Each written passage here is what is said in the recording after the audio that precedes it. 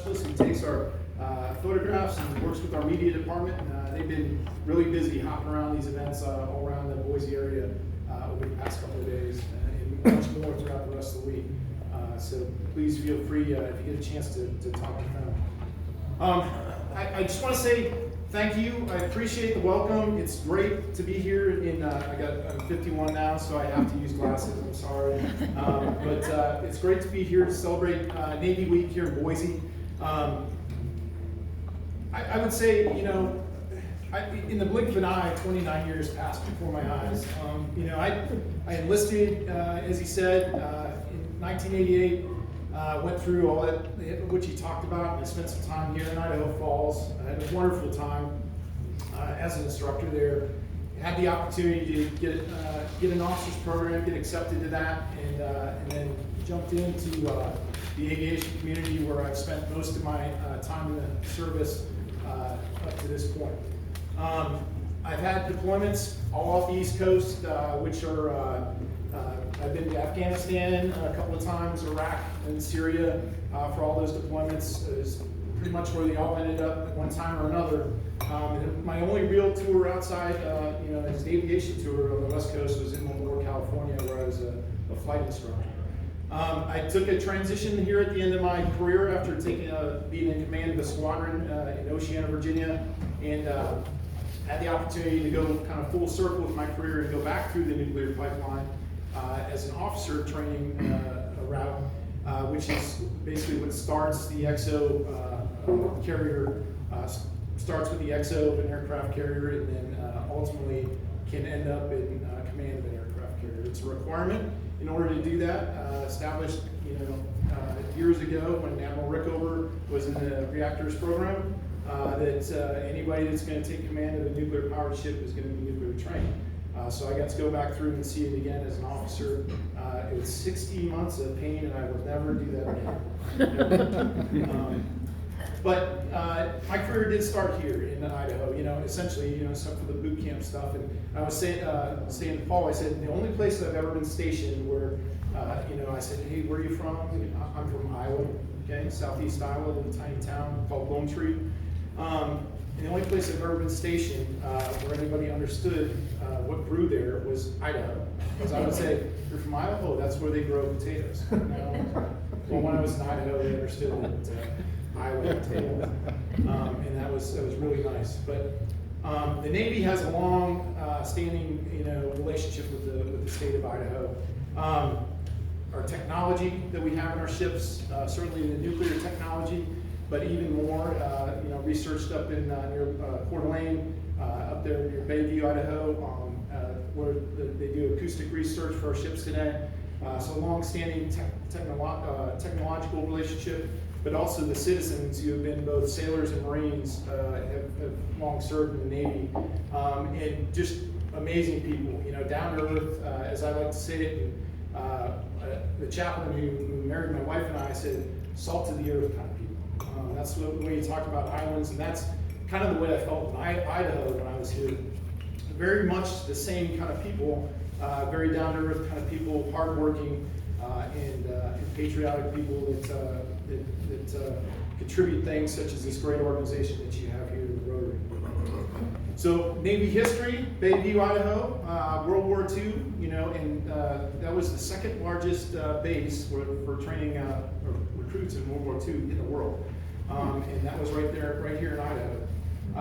As we mentioned before, the technology and testing, which Naval Reactors facility here in Idaho National Engineering Laboratories, and still doing work there today.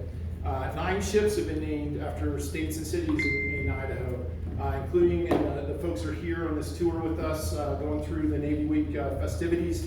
We got the CEO of USS Boise. They are SSN 764, and they are a Los Angeles class fast attack submarine, and they're right down the pier from us in another dry dock going through their the refit and overhaul. So we get to know each other pretty well. A new Virginia class submarine, USS Boise or USS Idaho. One of the greatest submarines in the world today, has the Idaho name on it as well.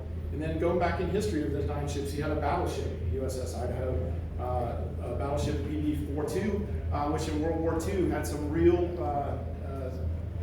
interest and real action, both throughout the Pacific Theater, and was even there in Tokyo and anchored in the bay during the surrender of Japan.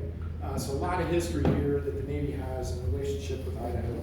And one of the reasons why we want to come here and honor these folks with our Navy Week and show our appreciation.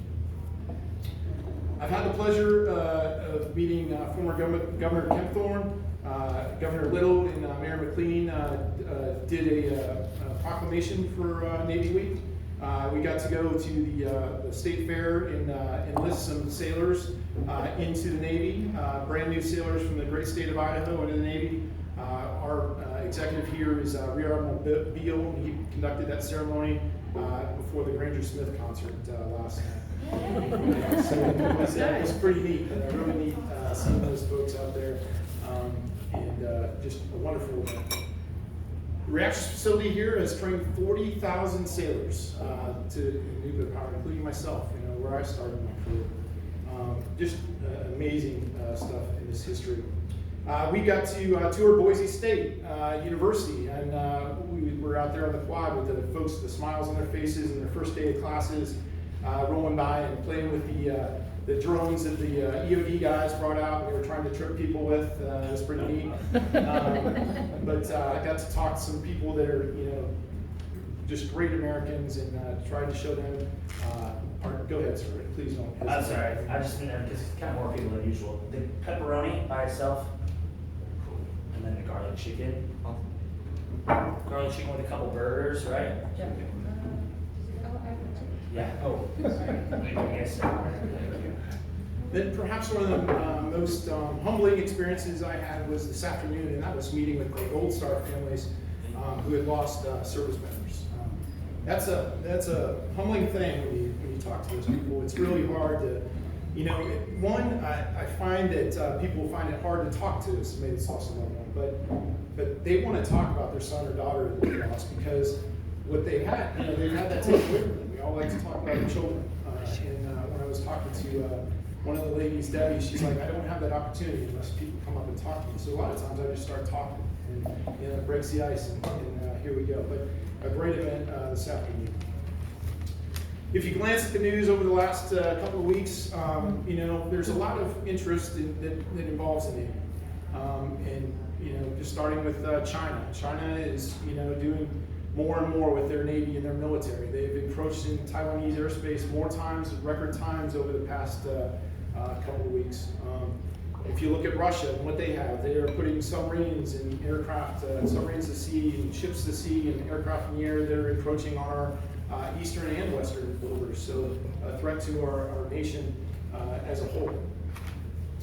You look at North Korea, and they have put out navigational notices to, hey, we're going to shoot some more missiles in the East China Sea and test some more resolve there. You look at Iran. Iran is a state sponsor of terror, and what they've done in Iraq and Syria, where we're still fighting even today. Natural disasters, Haiti, and its recent earthquake. There was a ship, the San Antonio, that pulled up with its sailors and Marines and went to business work there right after that natural disaster. And all this has been amidst COVID and all the problems that that's created. Everyone's tired of hearing that word, but it's been a challenge for the Navy, just like every one of the other services and everyone as a whole. Our CNO, Admiral Gilday, has given us 3 priorities, and he said it's going to be warfighting, warfighters, and the future of the Navy.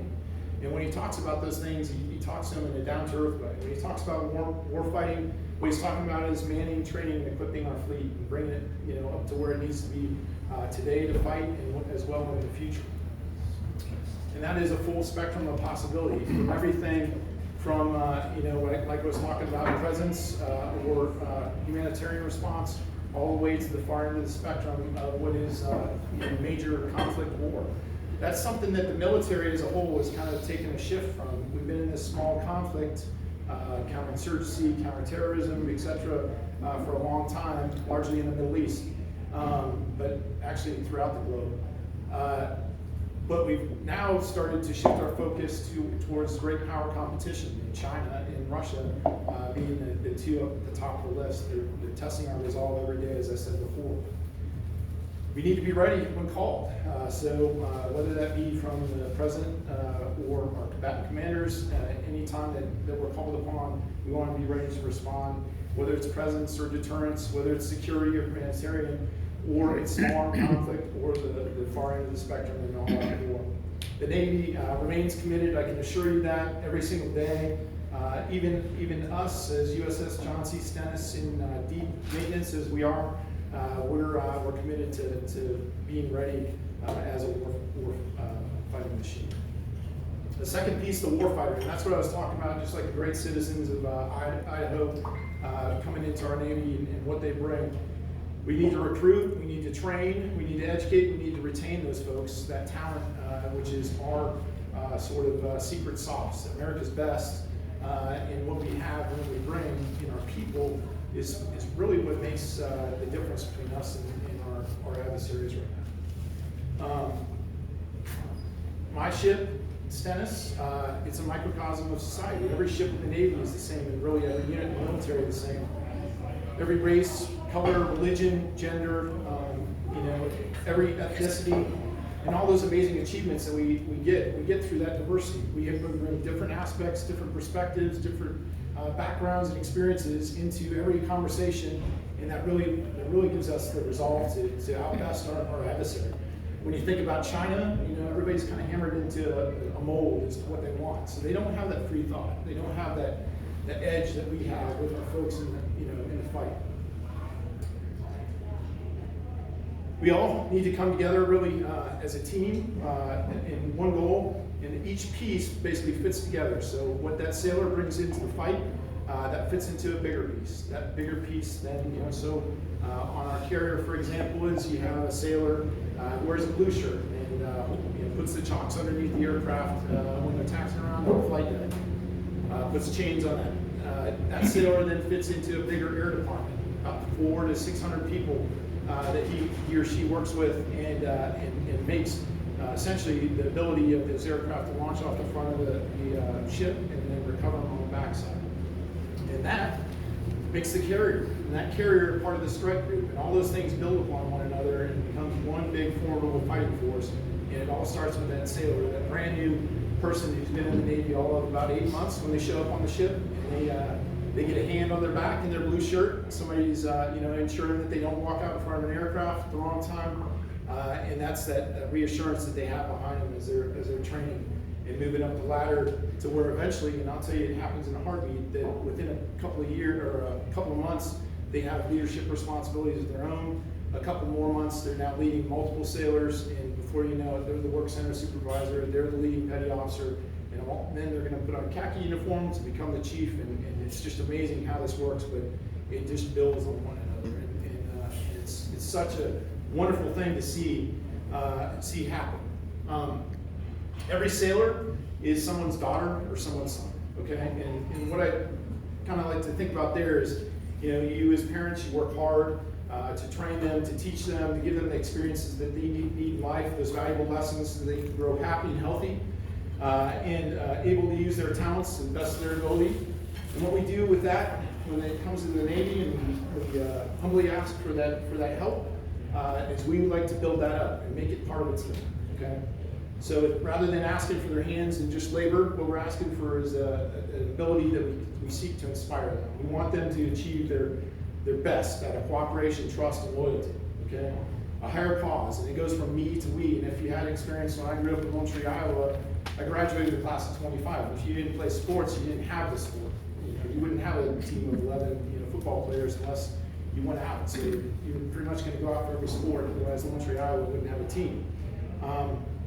So I had some team experiences in my life, but sailors come in from all different avenues, and really my own children right now, in the midst of COVID, they haven't had a lot of that experience. They've been isolated and haven't had the opportunity. But at the Navy, we bring them in, we build them up, and make this big, formidable fighting machine out of a team that we have.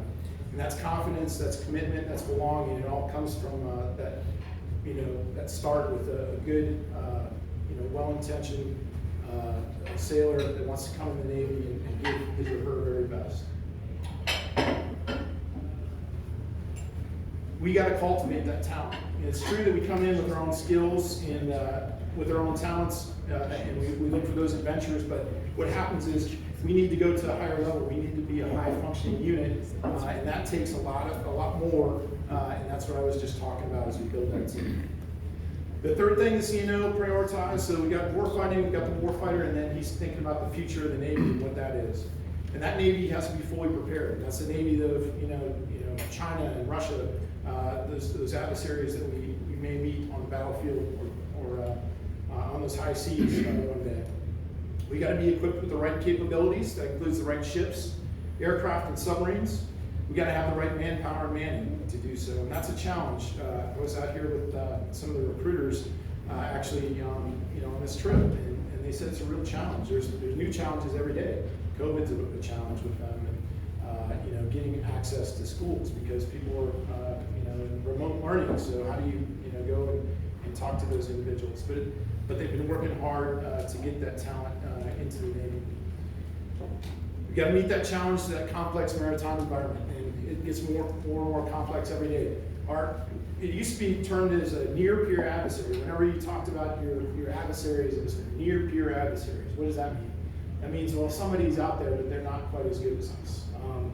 Well, I can tell you that those near peers are now peer adversaries. That they have capability that as capable as what we have. In some places, they exceed us, and that's a challenge that we need to work through to maintain our edge. We got to research our environment, and we got to build that fleet to match that requirement. We got to train, and that training happens not as only in Navy, in a unit level or in a strike group level, but it's also with our Marine Corps partners. My next tour will be command of an LPD, which is an amphibious ship, San Antonio class amphibious ship out of San Diego, and that's going to be my first real opportunity to work with Marines. I'm going to have Marines that I'm going to have on that ship that'll have the ability to go ashore and take care of our country's business. That also includes, not just that. So the Marine Corps is part of the Navy. They don't like to be told that, but they, they're part of the Navy structure. But we're also talking that joint environment. So with our Air Force partners, Army, the Space Force now, as well as our folks in the Coast Guard, that's working together. And then even bigger when we talk about our coalition and partnerships that we have throughout the world that are so key in maintaining our capability where it needs to be on point. Better and more capable. So better and more capable, Stennis is a perfect example of that. The carrier goes through a 50-year life cycle, and that 50 years is right down the middle. Stennis just turned 25 years old. CVN 74 is the 7th carrier in the Nimitz class, and it's undergoing what's called a refueling and complex overhaul. And what that is a $4 billion upgrade to everything, including refueling the reactor. They're going to take the top off the tower and they're going to put a scanned array radar on the top of the ship, along with numerous other capabilities. That is also happening right down the road from us with USS Boise, where there's scaffolding all around that ship, and they're undergoing their refit for their life extension as well. It's an amazing thing. It's $4 billion. A third of that maintenance will be done by the ship's crew. 2,600 people right now, and we all have. What I like to say is we're all fighting out of position. We're doing different things. So if I came in with a rate to be an operations specialist, well, now I have a different function. I'm working in a production team, and I'm tearing up decks that'll get replaced during this refueling and overhaul. So there's some maintenance that we're able to do with ourselves. The other part of that is done by both the shipyard as well as contractors that come aboard. It's a little maddening to be an XO in that environment because nobody treats your ship the way you want it to be treated. And when they come in, you try to raise your standards that they elevate to it as well. Sometimes they sink that, their standards way down there, and you got to bring them back up by the scruff of their neck. But in the end, what we want to do, and I'll just tell you that our mission is to deliver USS John C. Stennis on time and on budget with a trained, resilient, cohesive crew. I'll talk about that. Ready to excel in our training cycle as we get ready to deploy. The reason I say that is there's another ship right there beside us, the USS George Washington, 73, the Nimitz Class carrier right in front of us. They're still refueling, finishing up their refueling overhaul. They're late by over a year. And it's a number of factors, and I don't want to go into great detail there, but the folks on the other end, the combatant commanders, including USS or US Indo-PACOM, a former CO of mine, now a 4-star admiral, is sitting there like, where is that carrier? And why are they not ready on the line? Because every day, the Chinese and the Russians will test our resolve. I keep bringing those up. It's because we have really shifted that focus from small conflict to, we really got some things to think about. And think about it, big scale. We're talking network warfare, where you disperse the fleet out over a wide area and make it a difficult target. But those things, including the delivery of that carrier, are essential to have on time. Stennis, I said on time and on budget. It's never been done. It's the 7th carrier, Nimitz Class carrier, to go through a refueling overhaul, and there's 10, and we have not done it on time and on budget yet. But I assure you, every day, the folks in the white uniforms here are working their butts off to do that, and they leave at the end of the day tired. But I think we see a little movement of the football down the field every day, and our hope is that we make that mission happen. All right. Need to accelerate. As part of this future of the Navy, we need to accelerate some of the technology. So F-35 is now getting ready to deploy on that carrier. The Ford class carrier, which you've seen, which has the EMALS, the electromagnetic launching system, so no steam. It has an advanced wrestling gear system, which is new technology. A whole bunch of new technology on that ship, which needs to get to the fleet yesterday. MQ-25, the drone, the Virginia class submarine, and the coming Columbia class submarine to replace the Ohio class. All those technologies really need to show up on time so that we can match that peer adversary that we have on the high sea. Really, what it comes down to is look at our Navy. We're talented. We maintain that edge over our adversary, and we compete based on having that sailor, that Marine, who brings that different aspect into the fight. We're agile. We're a global maneuvering force. So when I was coming to be XO of VFA 213. In the aviation community, we do an XO and CO2 are back-to-back. So you go in as the XO, and then at some point, 15 to 18 months down the road, you fleet up as the CO of the squadron. When I walked on to George Walker Bush,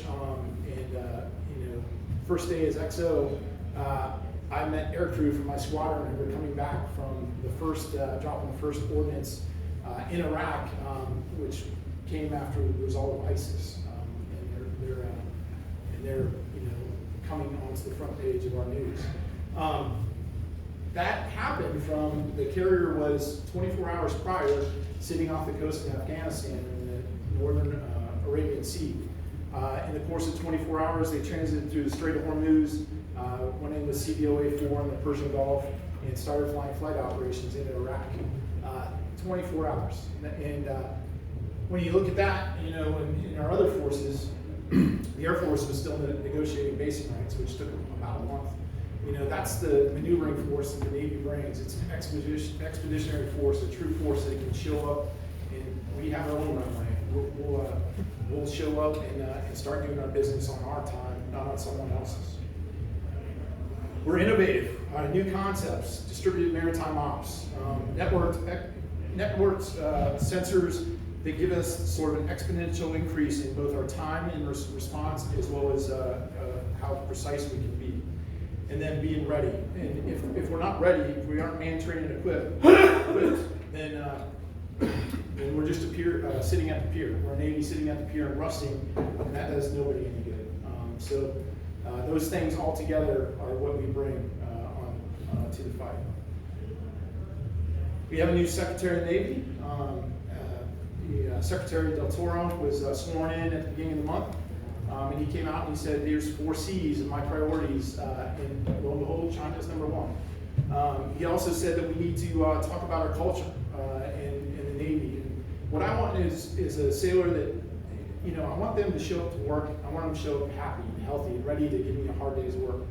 They only do that if you have a good culture, and that's the bidding of the CEO and the chain of command to make that happen, to establish that culture. It's really hard. It's probably the hardest thing to do. You think of it like a big giant boulder. You push real hard and you try to get things moving, and only after a long time pushing on that boulder do you get any movement, and then it creates some momentum, and then it gets its own momentum, and then it builds on itself. But that culture is essential to getting the most out of your people. What we do, need to treat everyone with dignity and respect. We need to give everyone the opportunity to thrive in their own way. And then once they feel valued, they're relaxed, then now it goes from an obligation, and now they're working with pride. And that's what we really strive for in the Navy, that they have that sense of pride when they're coming to work, and they throw themselves into the work without you telling them, hey, I need you to go do this. What's really neat is when you turn around and you're ready to tell somebody, hey, I need you to go do, already done, sir. It's already taken care of. That's that ownership that comes through when you establish the right culture. The third C that the second half talked about is climate change. Climate change has exacerbated everything, all the challenges the Navy has. So, whether that be frequency of our deployments, to natural disasters and hurricane relief, to our bases. Navy bases, except for the one in Idaho, are right on the shoreline, right? So they're affected by the rise in sea level. But climate change is definitely of interest to us, and the Navy needs to do its part in helping turn the tide there. And the last thing is the challenge of COVID. COVID's been difficult for everybody. When you put everybody, put your people inside ships and submarines in a close confine, you can quickly see that thing gets away from you, particularly in this Delta variant and so forth. So we got that challenge to work through as well. So the last part, in talking through this is, I'll just give you, as I said, our mission. It starts with the commander, his mission statement, and then it goes to his vision as to how he would execute. I work for Captain Norman as the executive officer. He's a commanding officer of Stennis. He sets that vision of how he wants us to go about the business of doing everything that is asked of us by the CNO in our chain of command. So first, we're going to pursue tactical excellence and technical excellence, and that's real hard from where we're at right now in Stennis. Tactically, we're not doing those things that we would typically do. We don't go out there and fight the ship. We don't go out and launch aircraft up the front end and recover them on the back. It's a challenge, but I like a good challenge. And for us, what it means is we get them into other things. We get them into studying for their rating exams and getting smart, academically. We get them opportunities to go out and take schools. We get them opportunities to go out and deploy and do workups with the ships that are at Norfolk. One of the nice things about having Norfolk right there is it's the largest naval base in the world, and we have a lot of others. Take our OS, for example, a carrier operations specialist, and stick them on a destroyer, and they can go out and do some training that's in their rate. So that's that tactical excellence. On the technical side, we can do both, but that technical side, some of that is still hands-on. They're still working with their own equipment. A lot of it's coming off the ship, but some new stuff will come on here real soon. But we also want to give them an opportunity to study and get out there and put their hands on and turn wrenches and screwdrivers and fix their equipment so that they see what their rating knowledge asks.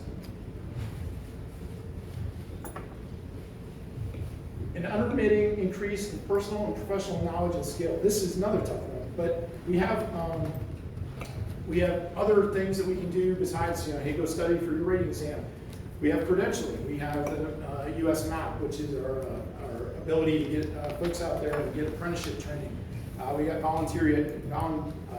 vol ed educational opportunities, as well as we have the GI Bill, the post 9/11 GI Bill, which is amazing. and all those opportunities that they can pursue there.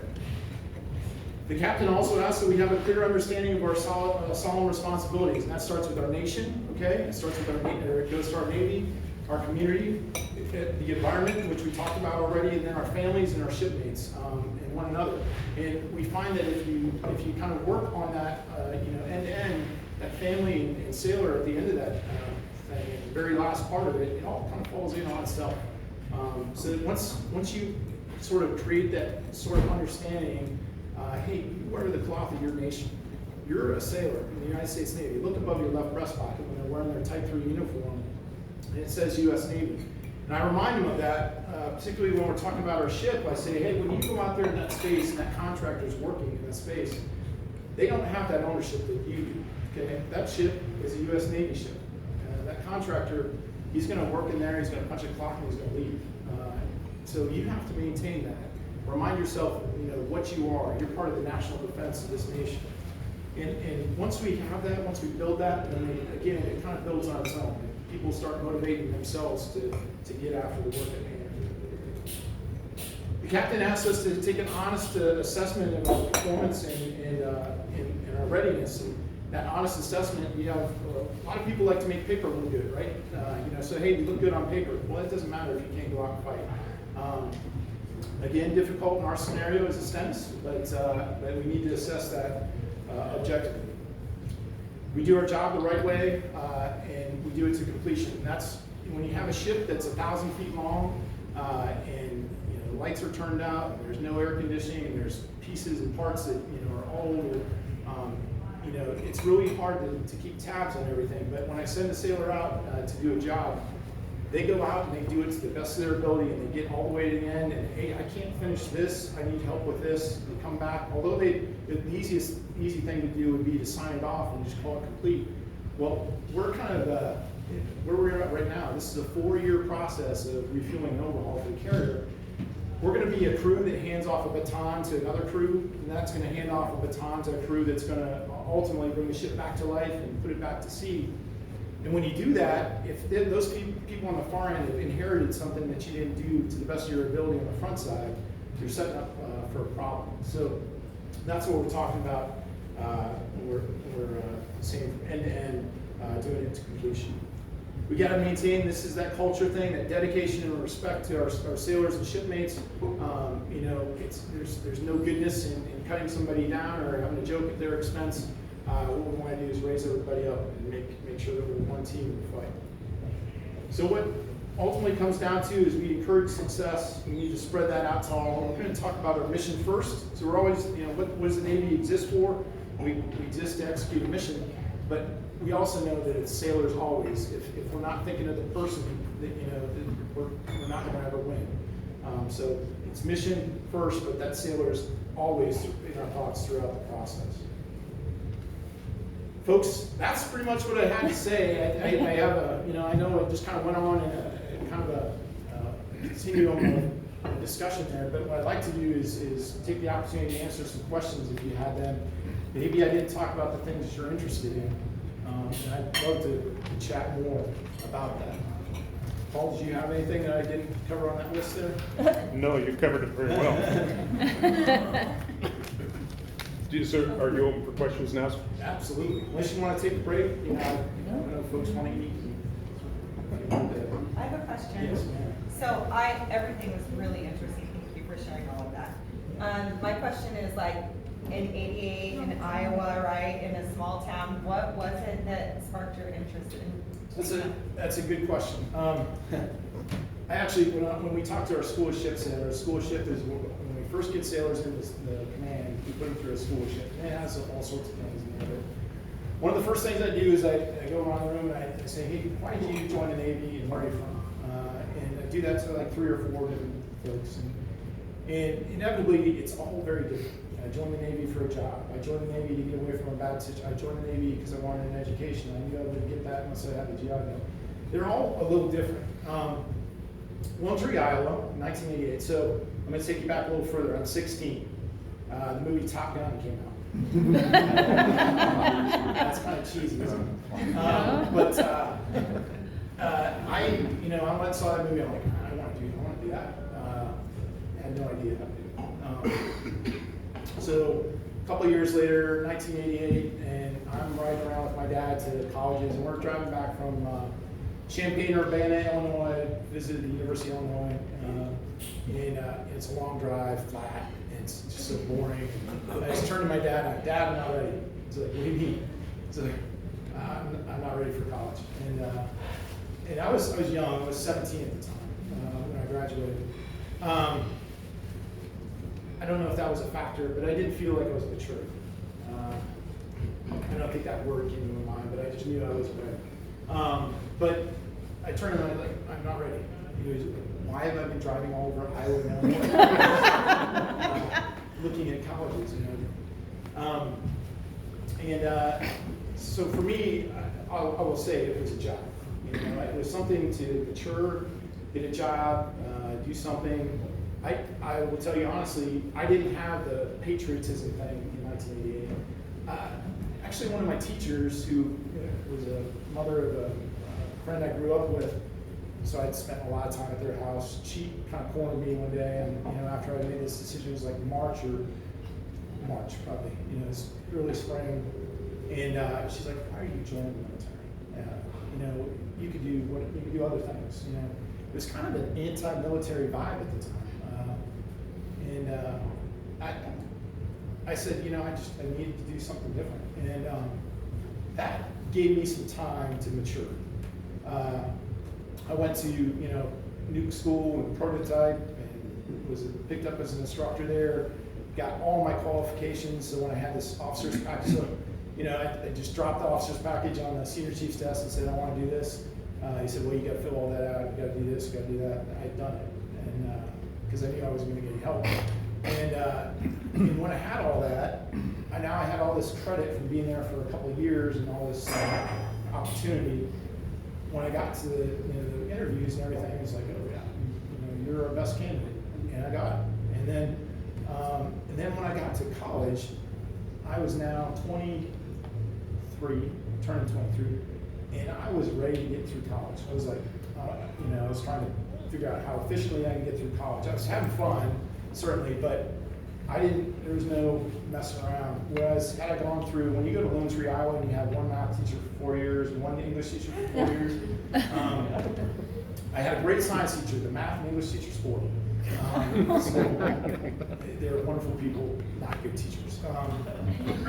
But you know, I had this boost program. They fit in all these little gaps in my knowledge, and then I went to school and I had the opportunity there to kind of do what I wanted.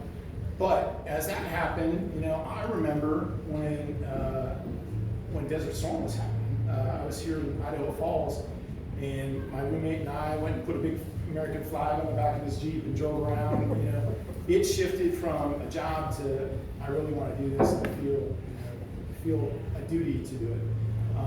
So it shifted over the course of years, and ultimately, when when I signed that paper with that recruiter and said, hey, I want to do something in aviation.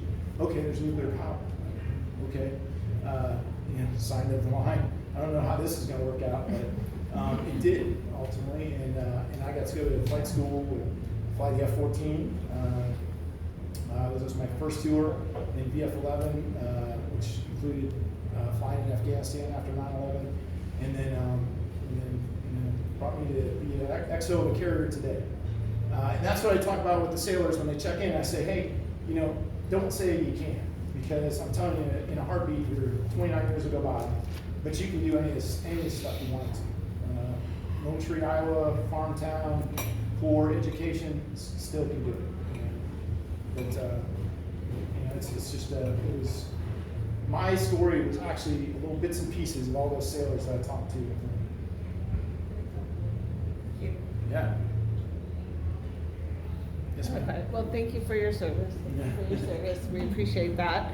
So as a service organization, my question is citizens who want to support our military and our military families, what's the best way to do that? I get that, from time to time. I would say, I personally think that I believe in two words that stand out to me: empathy. So you feel, you know service. Okay, you guys understand service, and it's sort of that, putting yourself second. You're doing something for somebody else. I think that showing that empathy, when you say thank you for your service, it means a lot. It sets some people back on their heels a little bit when they hear it. I truly think that just that little, acknowledgement, because it does get hard when you think about this, for individuals to serve. It's, when we go out to look for recruits, it gets smaller and smaller, this pool of opportunity that we have. And when you're asking for somebody to step forward and raise their right hand and take an oath to the Constitution and a country, to obey the orders of a president and the officers appointed over them, you're asking a lot for somebody to do. You're also, as a parent, putting a lot of trust in the people that are leading and taking care of your son or daughter. But I tell you, that goes a long way, just saying that. It's not anything in particular. These events are great. I mean, Pastor Aguiar, I was talking to him, he's like, this is great, I get to get out and do this stuff, and beautiful weather, and people smiling, and just, the camaraderie of being around people that appreciate what you do, that does a lot. And the other thing I believe in is being humble. If you get smart about things, and you got a chip on your shoulder, and humble, and what the way you go about your duty, I will tell you, going through, a war event, I'm not going to describe it, but when you're talking about those kind of things, it's, you can't take it with a light heart. There's you get separated from it, from as society, you don't see it, plastered all over the TVs, perhaps like it was in the years past, but you need to be humble in what you're doing. So when you give us that appreciation, that empathy, it just kind of, it gives us that sort of handshake of like, that thanks goes so far and sustaining our ability to get up and do it every day. Does that answer your question? I don't know. It's the hardest question I get. I can't answer that question very well. But that is the hardest question I get from folks. So do you have a program that addresses a sailor that may not have that family support or may not have that? Tagging on what Kelly was saying is that I would love to support some sort of thing that we could, write letters or, make financial contributions. Because as I told you, my brother was in the Navy and, it meant a lot to have the support. I remember being on deployment post 9/11 and getting letters from kids, from parents, and we put them up in the ready room, put them up on the wall, and put them up in our passageways so our sailors could see them. Program-wise, you guys know? It's the outreach programs that we have, but you know what? I'm gonna find an answer to that. We have the full spectrum of people from have tons of family support all the way to somebody that has no family support. Right. I will tell you, and when I was my command motto when I was the CO of the squadron was we were the VFA 213 Black Lions, and we'd say Black Lion family, Black Lion pride, and that family reminder that we have. It's sort of what we're saying when we go. It's not just your hands and labor that I'm asking for. I'm asking for your commitment to your team and your family. It's going that extra step, So when somebody is looking down, it's a shipmate that walks over and says, "Hey, you don't look right today. What, something going on? Can I help you?" When you get to that point, and I'm saying, I know you're asking from the Rotary aspect and your service, but that's what we try to do in the Navy, and that's where when I realized sort of that, like I said, it was a big boulder I had to push on for a long time. But once you got that through to people, and they like got it, like, oh, I get what you were saying now. Once they get to that stage, they're taking care of one another. We have these things, assist and safe talk. and other programs that are suicide prevention measures. And what it does is it puts all these folks out in the command that are trained to recognize behaviors and things that are can lead to bad situations. And when we do that, we get all these tentacles out there, and there's, oh, hey, you're not looking too well today. Is everything okay? Because I'm not going to see that as the XO. I'm not down on the deck plate with that sailor. It's going to be their buddy that's right next to them. If they have that care, that they're not just walking past one another like they work at Home Depot, a 9 to 5 job, they punch a clock and go home. If they care for one another, that's what we're trying to achieve. And that's when you've hit nirvana, in your command too, when you get that. Hard to do with 2,600 people. Yeah. Yeah, and there's, I was trying to think of the name of the program, but there's a Navy, Marine Corps, and Marine Society. Oh, right. Yeah, there's Navy that's really, the standard yeah. one as far as like they take donations and then they flat that and the sailors. We use that a lot. When sailors have loved ones pass away, we can get them, a plane ticket to send them home. And I tell you what, with COVID and in the course of the last year and a half, we've seen a lot of these, they're called AMCROSS messages that come across you get 2 or 3 of them. And a lot of those have been COVID related. Yeah. Yes, sir. Do you have doubts about being in the military? Doubts. I've had bad days. I actually was talking about this at one of the previous events. This track I'm on, everybody has their own, situation. My kids are now teenagers, 14 and 16, almost 16. I've moved 3 times in 4 years, and I'm going to move 4 times in 5 years. I have doubt about what I'm doing to my family. They've been great. They've been resilient through all of it, but I just get these little conversations from time to time. My son, a couple months ago, was talking to my wife and said he'd always want to fly to the Navy, fly Navy jets, and he's like, "Mom, I'm not sure I want to do that anymore because just all the moving and this, that, and the other. I don't want to do that to my family." He's 15. He's thinking about those things. I don't want him to grow up like that yet. So that's the only time I've had doubt about it. But it's sort of what I do appreciate, and you have to go out of your way to do it because it's so important. Is you have to appreciate your family and the support they give you because you can't do it without their support.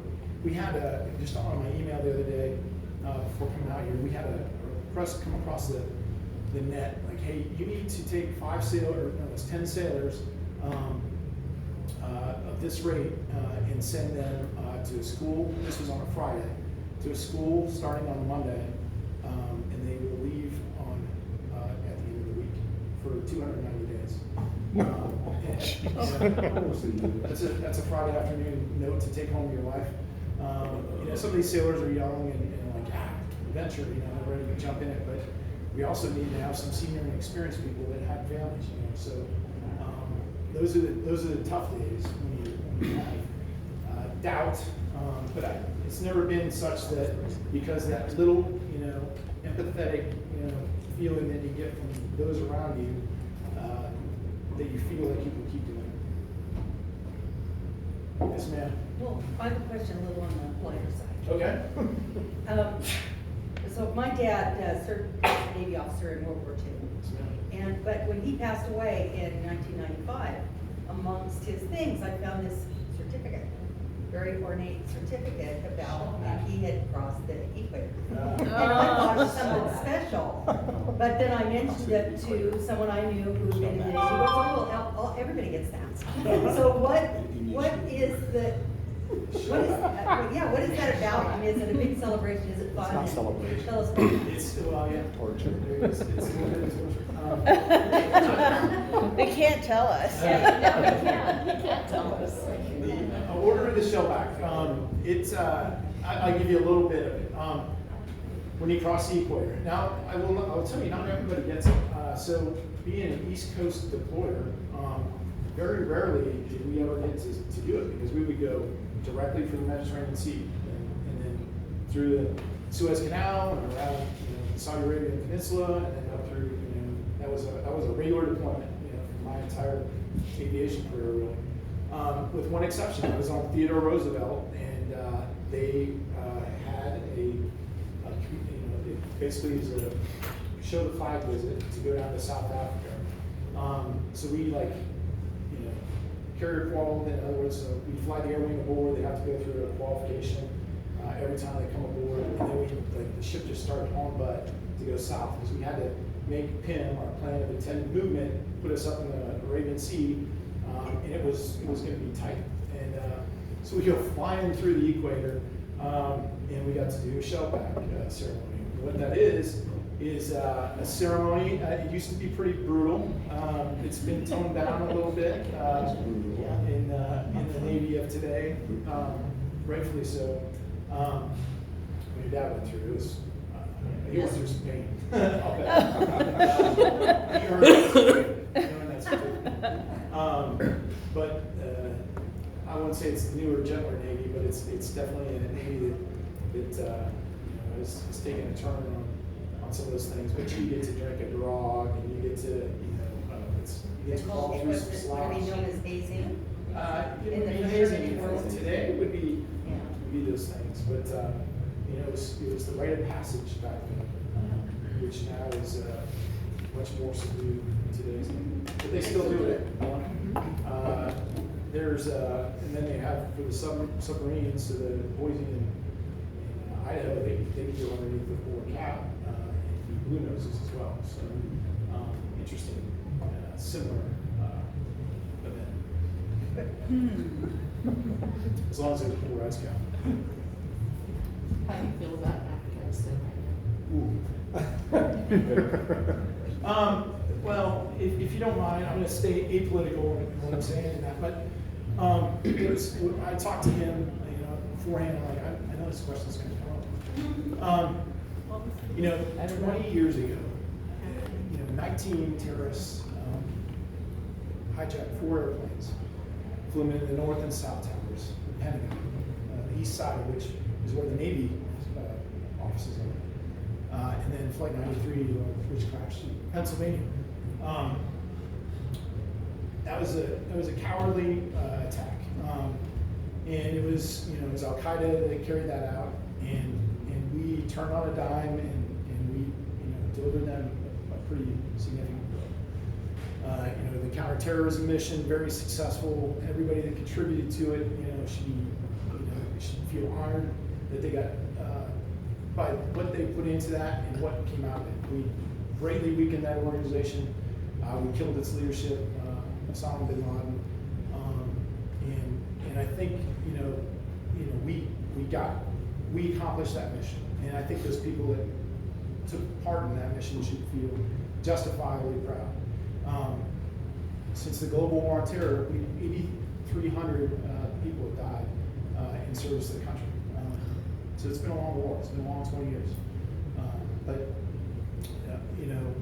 the folks that have taken part in that, they should feel that they accomplished their mission, and they should feel proud of that. The sailor today, so the average age of my crew, 22. They were toddlers on that. I don't think it registers with them.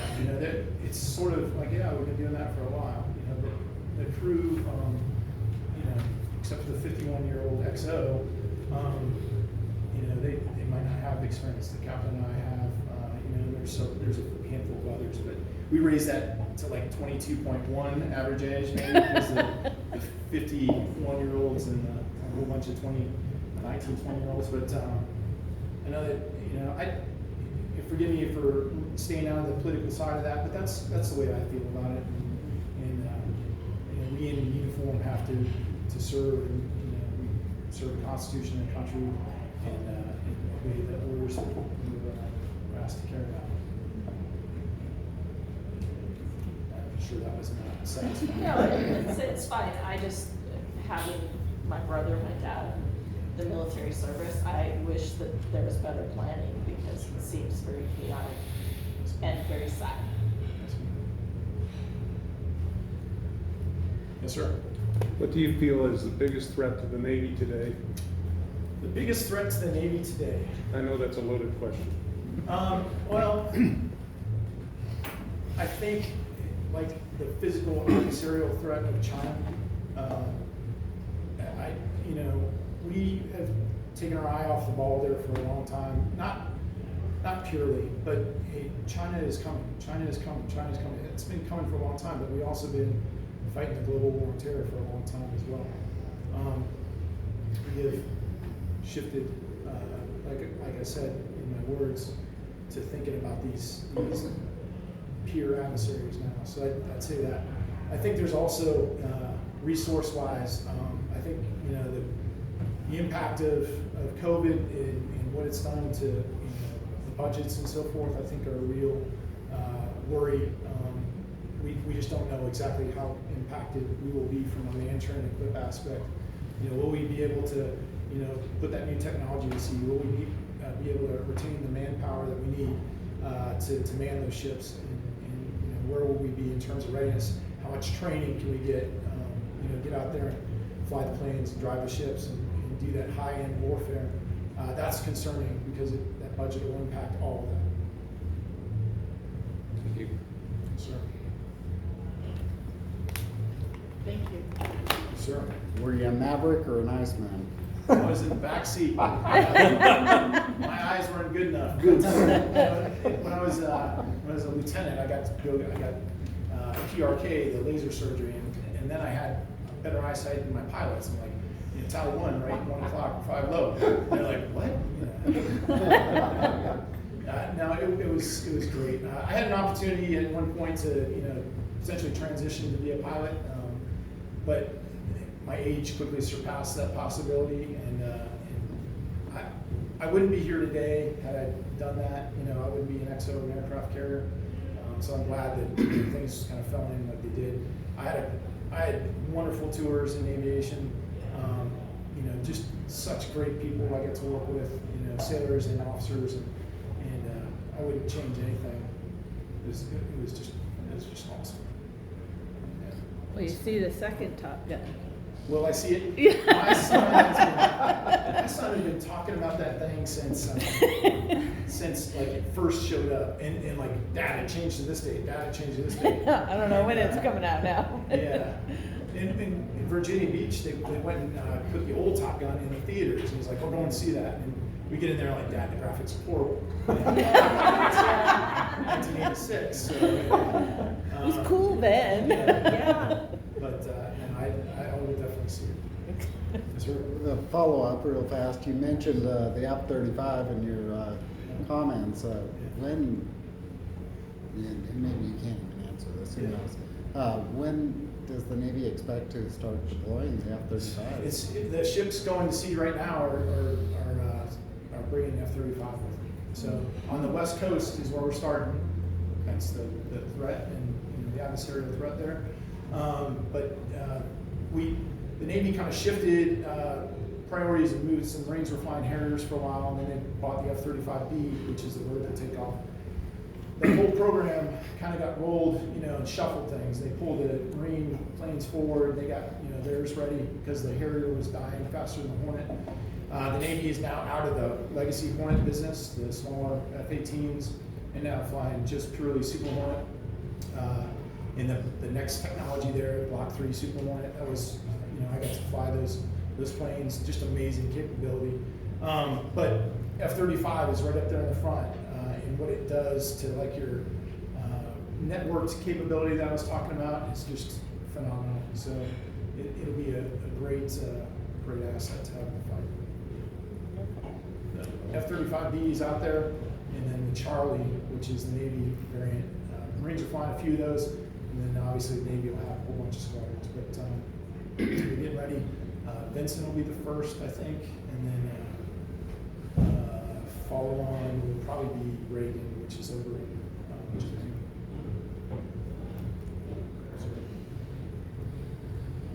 Yes, sir. Are stealths flown by Air Force pilots or Navy? Stealth, which so there's stealth capability in a lot of things. The F-35 has capability. The F-22 is an Air Force plane, but they're not buying any more of those. They're buying F-35A, which is the Air Force variant of that, with spindly legs. You can't land on an aircraft carrier. Just a little plug there. 15 had an arresting on it. Yeah, it did, but it was only for the field, right? Yes, sir. Yeah, that was, but it's out there. Even the Super Hornet has some capability as well. Okay. It's part of bigger, capabilities of the aircraft. Folks, thank you so much for letting me come and talk to you. And,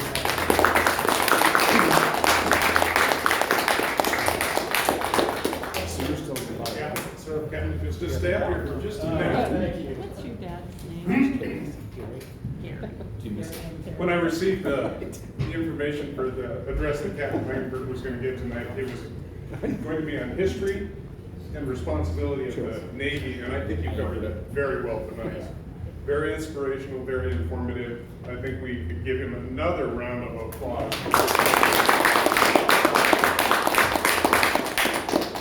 But on behalf of the Rotary Club of Boise East, our very own Dick Halsey, who I affectionately refer to as Admiral Halsey, has these hand-turned pens with the Rotary target top. So on behalf of our club members and Dick Halsey and the rest of us, thank you for your presentation tonight. Thank you so much. I'm going to get a green insert to this so I can sign all my exo green paperwork. So. There you go. Thank you again. Yes, sir. Thank you. Thank you. So, I think that's just been a phenomenal privilege that we've had tonight. Yes. Very informative, things I never knew. So, thank you once again. So at this point, we're a little over our timeline, and that is great. Captain, you're free to stay, you're free to go. If you'd like to stay and visit afterwards, you're fine. If you'd like to have other commitments you need to make, that's fine as well. Members, you're welcome to stay too. Quick little announcement. Yes. Before you bring us off, I have 2 seats left for Lobster Fest. So it's You got me, right? And Suzanne and Heidi and Megan and me and Sherry. We're the 6. Well, Haley just raised her hand. Okay, so I have 1 seat left. $59. And what, it's on the 11th, right? It's on the 11th. Yeah, It's on so you'll be Saturday here. the 11th. Dang it. September 11th. I know. So from 10:30 to 1. So I bought a table and it's, I'm gonna fill those seats. It's gonna be fun. But it'd be fun, yeah, a lot of other Rotary clubs will do this and have their own little assortment of characters there. But, Yeah. Matt might like some more testosterone in the group, I don't know. Yeah. That's pretty secure. Okay. Well, you can just escort us all, but anyway, so Haley, are you in or not sure? Yes, I'm in. Okay, she's in, so I have 1 ticket left for whoever, let me know, because I'm gonna try to find someone else. I just saw your email tonight, so I'll get back to you by the end of tonight. Okay, sounds good, all right, thanks. Any other announcements? Just very quickly, we have 2 items up on the Lobster Fest, and Matt donated a table tennis table. Table, yeah. Okay, and the fishing rod and the package, it's all done. So if you go on there and look at it, they both look really cool. So, good. and there are a ton of things. So I really encourage everyone to register and just go look what they have, because I'm like, I want to bid on that. I want to bid on that. I want to bid on that. There's a lot of cool things. So, and whatever we buy gives money back to our club. And You just look up Lobster Lobster Fest? Fest. Yeah, just lobster. Yeah. Click on the link in the news. Okay. Yeah, so it's really pretty cool how they have it displayed. So, okay, thank you, Matt. Thank you. Thanks, Matt. So for our guest tonight, Lobster Fest is a fundraiser done by one of the other Rotary clubs in Boise. So we have a maritime theme, Lobster Fest.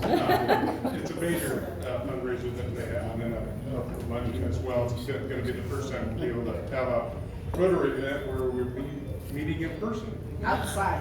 Outside. Yes. a major event in person. So thank you, Mary Ann and Sherry. Thank you. Yeah. I haven't heard back from many people on the Table Rock cleanup for next Tuesday at 5:30. I'll go. I'll be there. I'll be back. I'll be there. I'll reply to your Yeah. email. If you could just like, text me or email me so I can get a, I'm going to hold you to it. Okay. But we're gonna meet up there. I'm gonna pick up a key or somebody will. Maybe I'll talk to Carolyn about that because she was out that way. We're just pick up a key. We're gonna get bags. We'll meet up there at 5:30 and then. At the top? No, by the gate. Oh, the gate. Because I have to lock the gate behind us once I Right. go through. And then, yeah, it should be fun. That's the gate on the north side as you approach, right? Yeah. There's a new gate. 5:30. Yes. Are we picking up trash? Yes. Do we need to bring No, we'll be PPE fine. or? We can bring a couple, they're gonna give us some screens to screen out the broken glass, and then, we might get gloves, would be good, and then I'm gonna bring a rake and shovel just for the glass, but we don't need to. Sunscreen, water, Yeah. kind of the usual drill we do for highway cleanup, I Gloves. imagine. Gloves. Yeah, gloves. Yeah. You have tender hands. That- Um, We do that. Any other business? With, I did send out the survey that the board, that the board had discussed doing, so I did send that out to everybody. If you find in the next day or two that you do not have it, let me know. But I think I covered everybody, so. When did you send it? This afternoon. Just today. Yeah, tonight, I just did, like, it was like, maybe like 4:30 or. Maybe like 3, 4 o'clock. It's real quick. anything else? Motion to adjourn. So moved. All in favor, please rise. Sherry, would you lead us in the four-way test, please? Is it the truth? True. It is fair to all concerned, will build goodwill and better friendships, will be beneficial to all concerned. We stand adjourned. I'm gonna leave this file for the captain right here if you'd like to review it.